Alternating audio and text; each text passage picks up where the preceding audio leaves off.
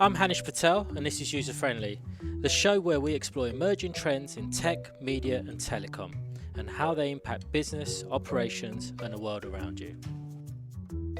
We know that technological advances are driving fundamental market shifts and a new way of digital-driven disruption, but customers increasingly seeking always-on, performance-based and integrated solutions may be an even greater catalyst. Customer expectations and demands are creating critical challenges as well as opportunities for professionals across a number of business functions. What do tech, media and telecom companies need to do in order to successfully ride wave of change and maximize value provided to their customers? Here today to dive into the exciting topic of customer success are Deepak Sharma, Managing Director in Deloitte's Customer Success Practice, and Chris Jones, Senior Vice President of Customer Success at SAP. Deepak and Chris, it's a pleasure to have you both on the pod and welcome to the episode. Thanks for having me, Hanish. Great to be here. Thanks. Thanks, Anish. Great to be here. Looking forward to it. Sounds good. So let's just dive straight into it. Deepak, when I read your latest perspective on customer success, I thought that is a fantastic topic and we need to get him on the pod. So for our listeners who may not have had a chance to read your article yet, let's start with the basics. What do we mean by customer success? Yeah, that's a really good question, Hanish. And I'll try to keep it simple and break it down into two things. I think where customer success started originally was in the software as a service world. And if you think we all have today so many different kind of subscriptions, whether it's Amazon membership, Netflix, whatever.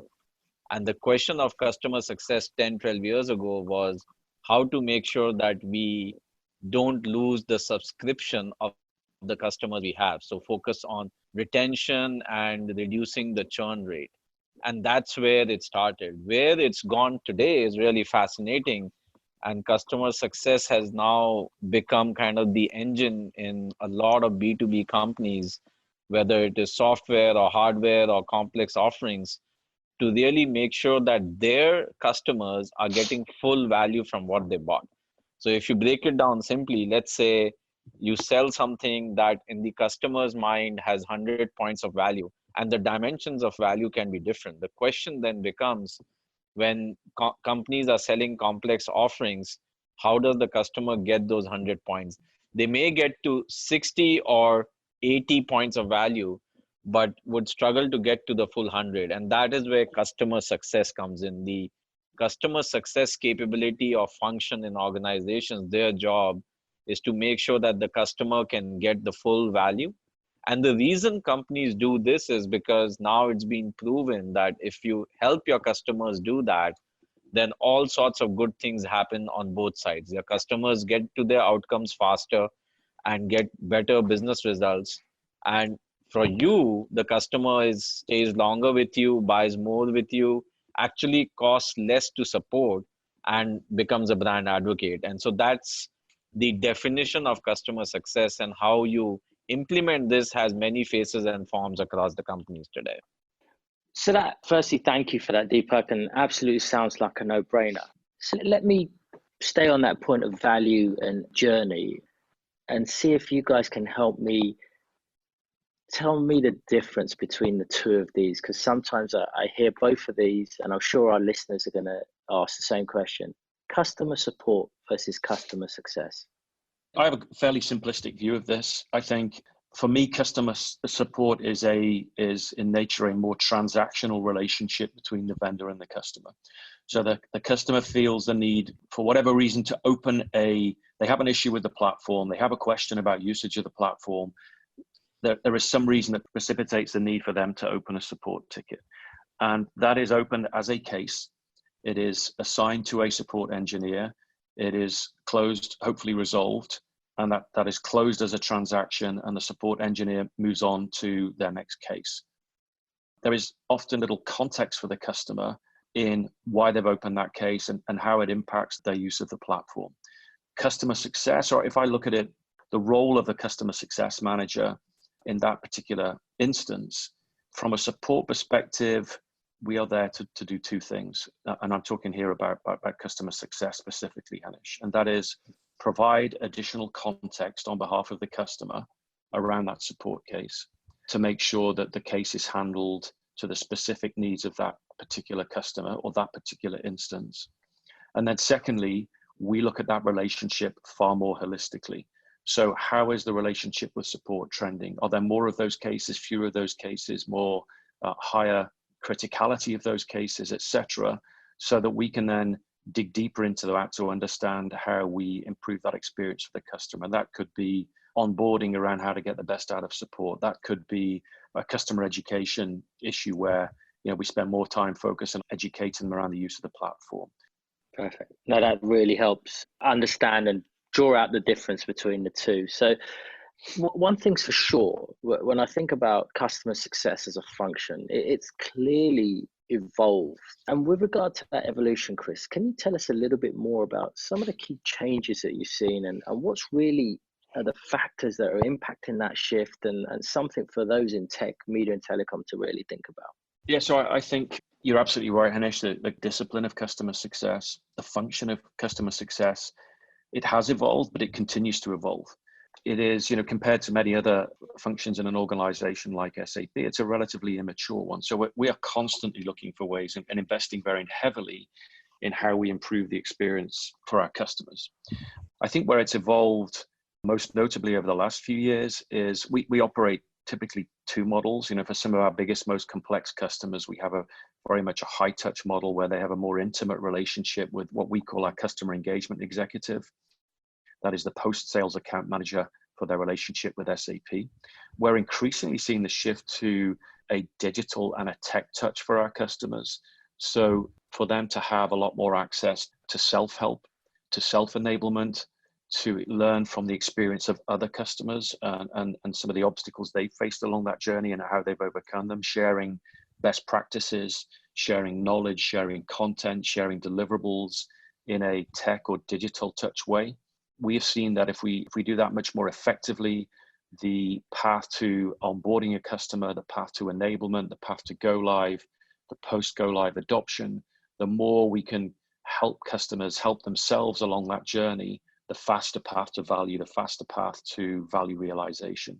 So I think we've seen a huge weight of momentum behind helping the customers along that journey, both through that high touch model, but especially I think through that tech touch or that digital touch model. One of the things I see in the customer success discipline as it's evolving is it needs to be a C-suite role because it has a huge cross-functional implication across an organization. So you need that level of kind of seat at the table and you need that level of influence to drive the changes that are needed based on the insights that come. And B, given the focus on value on both sides of the equation, creating more value for the customer and also ensuring that you're capturing value back in terms of whether it's better renewals or higher NPS or lower support costs. This is a topic that needs to be elevated into the boardroom agenda. It's a topic that requires a constant effort of top management to ensure that the culture and the DNA is actually moving in the right direction. No, but I mean, it also, if I kind of join it, it sort of talks to where you talked about your kind of two-pronged model, right? And in terms of just, really thinking through what the business value is, what that they want as customers. And clearly it sounds like it needs to be much more upfront in the conversation cycle as opposed to an afterthought. Here's the way I look at it. I think, back to your question around the evolution of customer success. I talked to quite a few of our customers at an advisory board meeting, and I think that the shift has to continue to be in the direction of doing what is right for the customer, not what is right for us, the vendor.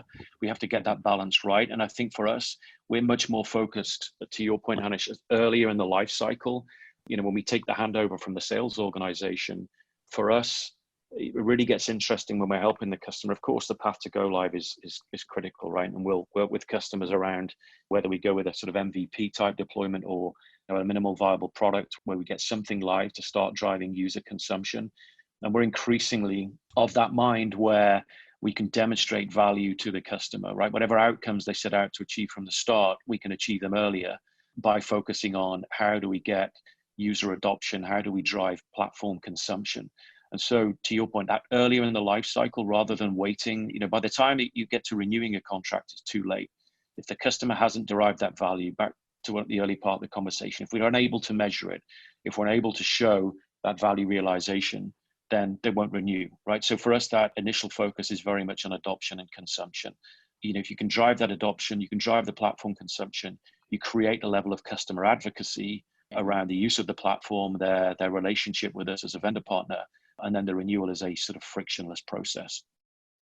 So, I mean, it's clear in terms of some of those real tangible benefits that any one of your clients, Deepak, your clients can get through customer success. I want to ask a two-pronged question in relation to that is, one, what are some of the common elements of companies that are really leading in the space of customer success? So what does good look like?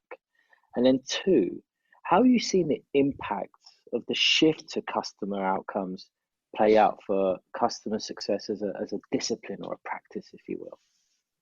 I would say that besides kind of the differences, one big difference in leaders versus those who are still evolving their customer success discipline is in the benefits that they see. So we are clearly seeing a difference in those who have a more mature kind of CS organization. The results are far better. So I would say when we look at the industry, almost 60% of the companies that are in, let's say, the leader bracket are seeing double-digit improvements in key metrics like NPS scores, customer satisfaction scores, or even the renewal rate, to Chris's point about the renewal becoming frictionless, right?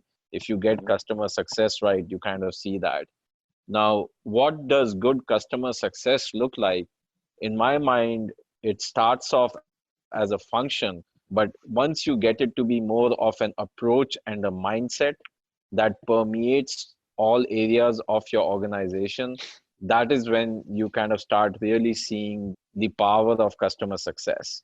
And what I mean by that is customer success, if you think about how it works, actually becomes the central hub that gathers and has a lot of great insight around how different parts of the organization should work to provide that better experience. So they see patterns where support could change things. They see feedback on features where products should maybe rethink some of the features they're doing and how to make that work. Yeah, I'd pick up on a couple of points, Deepak. So for me, I think you talk about mindset. I would say I'd agree with that. We talk about it as culture.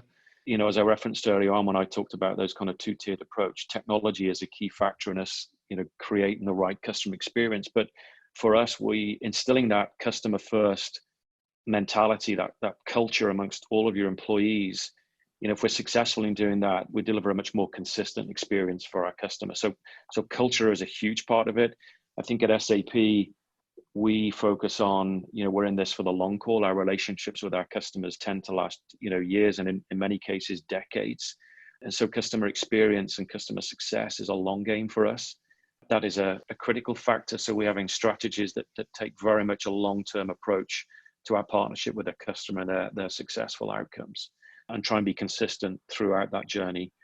We talk about being able to measure customer success at SAP. We talk a lot about the experience economy with our customers.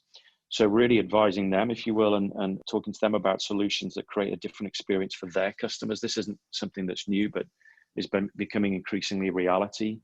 A lot of our customers they deliver best of breed products or services in their respective marketplaces, but it's not just about the best goods and services, but delivering the best experience. You can go and source books, clothes, toiletries, etc., from a number of different online services. You get the same product, but how is that experience different? How have a company like Amazon, for example, been able to drive the kind of scale and success they have? They wouldn't have achieved that without the right experience. So then, in relation to a question asked earlier about the evolution, and clearly as both of you articulated how things have evolved over time from either customer success as a discipline and exactly to where you're going with that culture view, the experience economy, and the overall longevity of the view. If now we shift to that evolution and we've seen those changes, as we look forward and even to this current day, what are some of the challenges that are being faced by customer success teams as they make the shift towards embracing, like say, that this experience economy and more customer-centric outcomes? I think from our perspective, there are probably two or three key areas. One is scale, and I'd ally that with consistency. Hanish, I mentioned that in talking about the last point. I think how do you keep that consistency as your customer base grows and scales, as their expectations continue to evolve, as we touched on earlier on? This is still quite an immature discipline within business. So I think not being complacent, continuing to really kind of evolve at scale and drive consistency in that experience for our customers, that's something that we're certainly focused on. So that would be a key area for me, is how do you keep that consistency at scale, that consistency of experience at scale?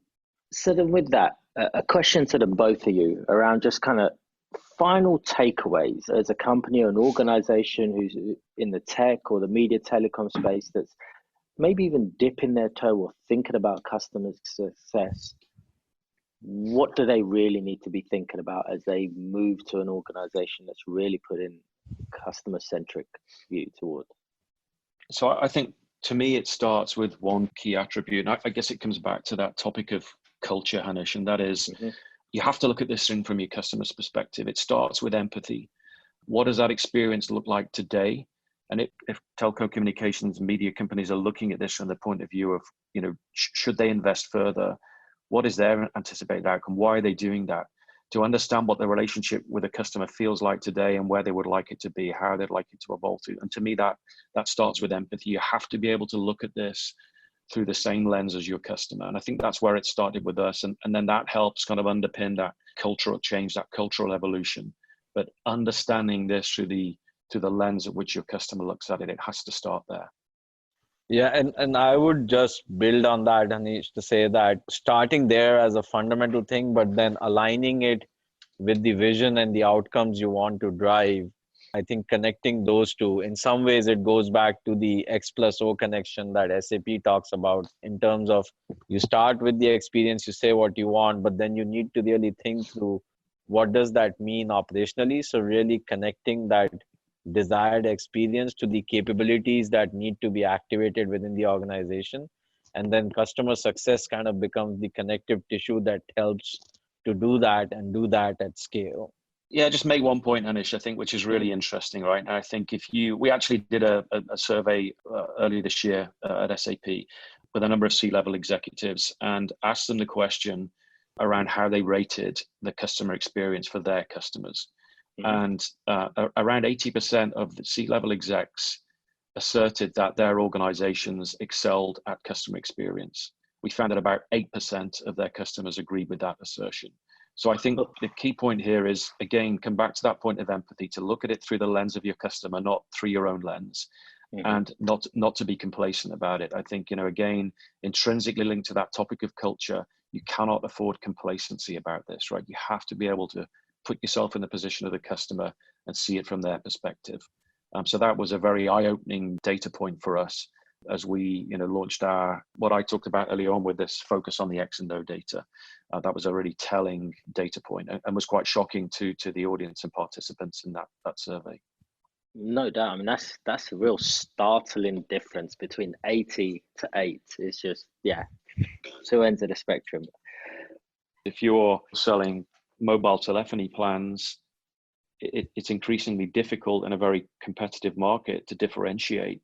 And so that differentiation, the opportunity to do that through just experience and not through the product or the service, I think that has to be something at the forefront of that marketplace in particular. We work with pretty much all of the major mobile companies, wireless companies in the US, and they are increasingly focused on the experience for their user, not just because, look, at the end of the day, how do you differentiate when they're all selling the same phones from the same vendors? Right. How do you differentiate when, there's only so creative you can be with a plan? It has to be the entire experience. That's the true of many industries, right? There are industries that innovate faster than others, that are prone to more innovation than others. And then it's harder there are other industries where it's highly competitive, where the user is very agile in their decision making, and it's increasingly difficult to innovate. And that innovation can't just be on the product or the service. It has to be on the experience. So I think you can look at many examples across media, communications, etc. Media is another great example. You know, the one that everybody quotes is Netflix, right? And look at the companies they've left in their wake. Bricks and mortar media rental companies that no longer exist because of the way Netflix innovated and the experience they created along the way. It's so much easier to consume that content than it was 10 years ago. So I think you can think of countless examples across many industries. And again, that market now, Netflix have made a market, but it's competitive. They compete with the likes of Amazon in that space. They compete directly with some of the content creators, and there are new entrants frequently. So again, it will come increasingly about not just the content they create, but also the entire experience about how users can consume that media and that content. So as I say, across every imaginable market, there's that increased focus on that experience economy. To embrace customer centricity, B2B organizations should ensure that customer success becomes a part of the enterprise muscle, and from what we heard earlier, also a part of the C-suite. By ensuring that customers maximize the value from their purchase and achieve their outcomes, leaders can focus and give direction to an overall digital transformation. So I really want to thank Chris Jones and Deepak Sharma for joining me for today. Really great discussion. So thank you both for joining us today. Thank you, Hanish. Thank you, Hanish. Thank you, Chris. Really appreciate it. Thanks, Deepak. My pleasure. And until next time, happy listening. Thanks for listening to User Friendly. To subscribe or listen to more episodes, search for Deloitte User Friendly in your favourite podcatcher or find us online at userfriendly.deloitte.com. The opinions expressed by guests on this podcast belong to them and do not necessarily reflect those of Deloitte.